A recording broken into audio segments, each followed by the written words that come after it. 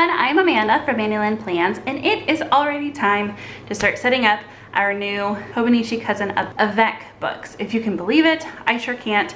This is a 2-book system from Hobonichi for the A5 size.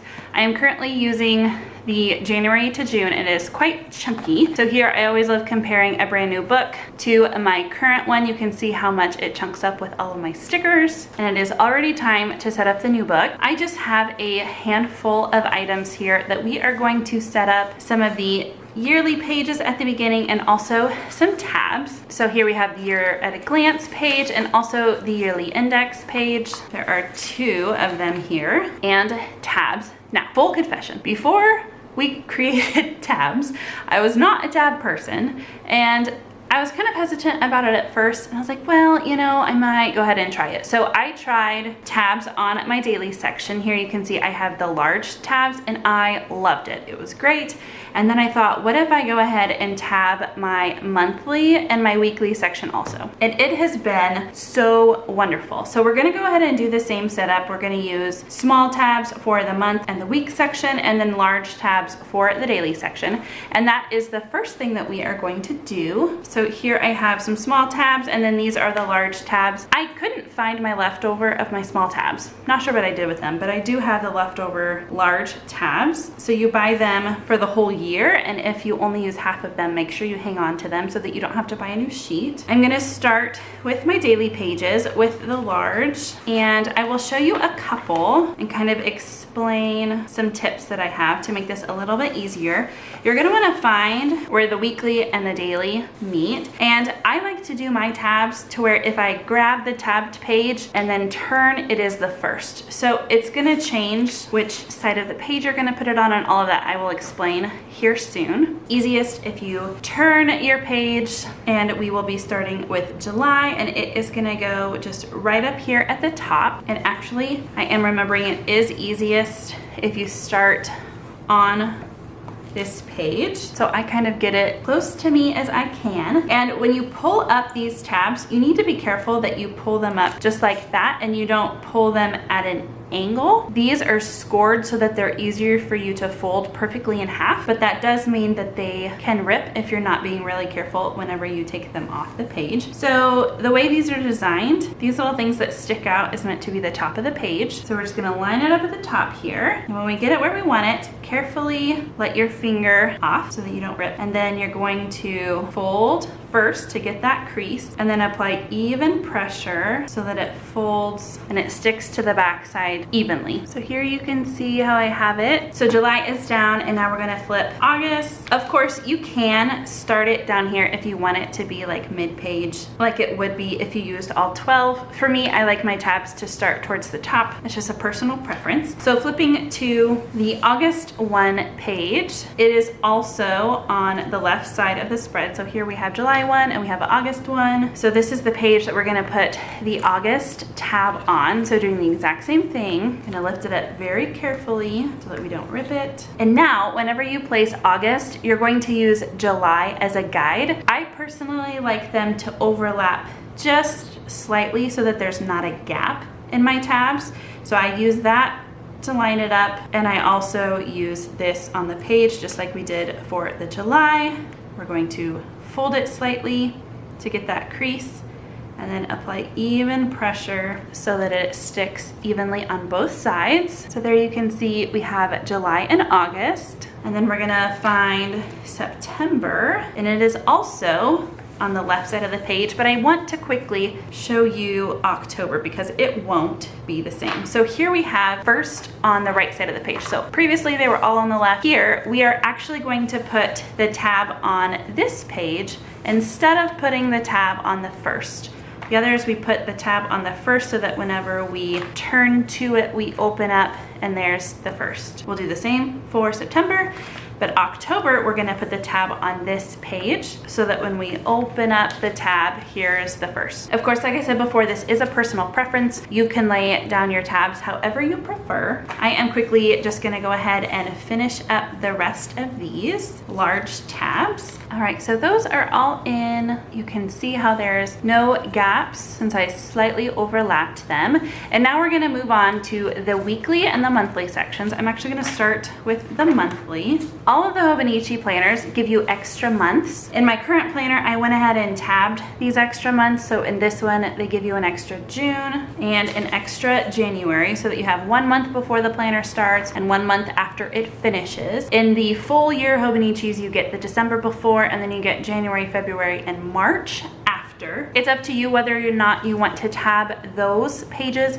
I did in the current one. I'm only gonna be tabbing July to December in this one. I just didn't find myself needing to flip back to those months. So here we're going to do the exact same thing on the monthly section. So grabbing one of my sheets, make sure if you have a full sheet and you have an Avec that you start with July and not January. And we're just gonna do the same thing. So we're gonna start up at the top, line them up the same, carefully take it off our finger, give it a little crease, and then apply even pressure slowly. So there we have July, and then I'm just gonna go through doing the same thing to the rest of these monthly pages. So now I have my months all tabbed, and now I'm gonna skip a page, and then the weeklies start. And then you get the last several days in June because I want to make sure that you have the beginning of July.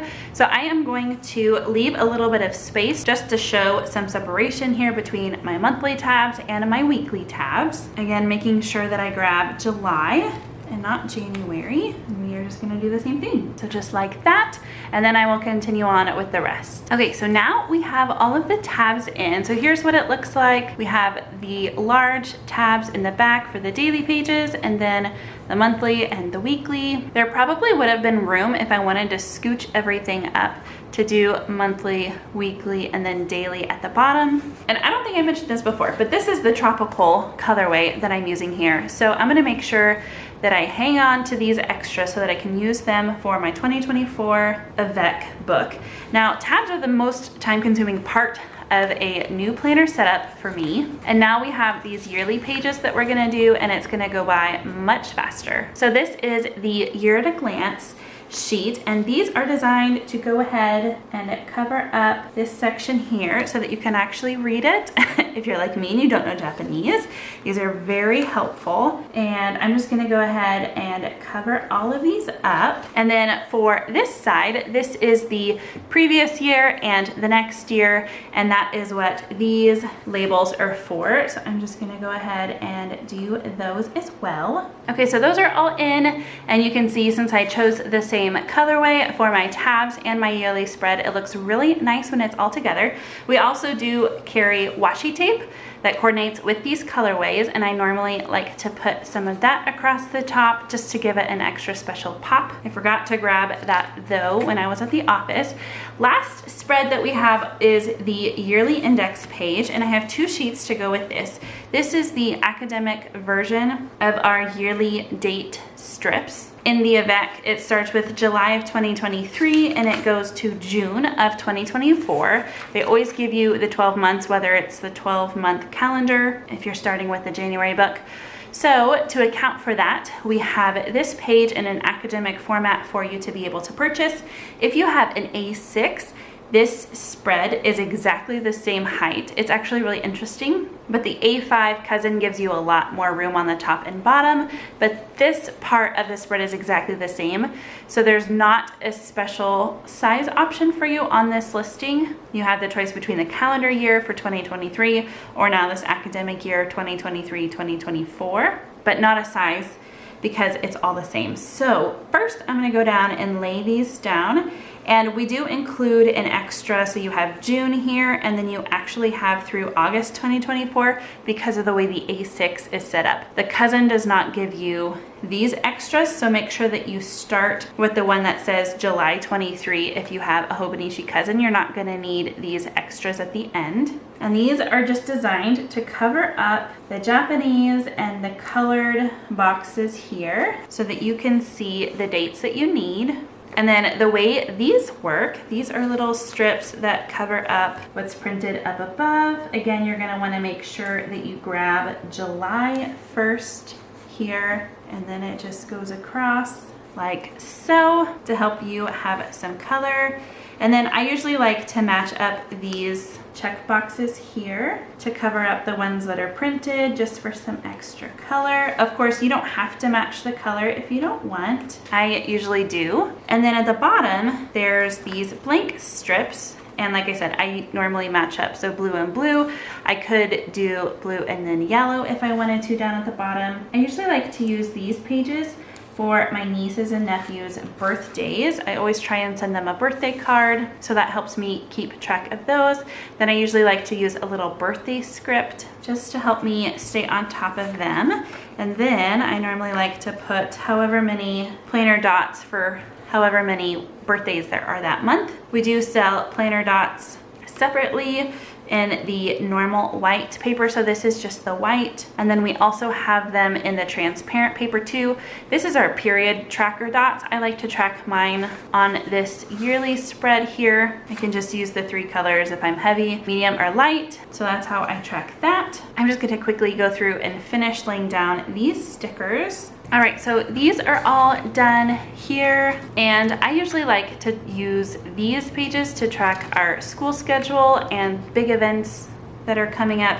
Usually I use these pages whenever I sit down to plan out my monthlies, and then I use my monthlies whenever I go to plan out my weeklies, and then I use my weeklies whenever I go to plan out my days. It doesn't bother me if I have the same thing written in 4 different spots in my planner. I know to some people that seems repetitive and unnecessary, but I really love having my system kind of flow into the next. And the Hobonichi Cousin has just been so wonderful for me since I found it in 2018.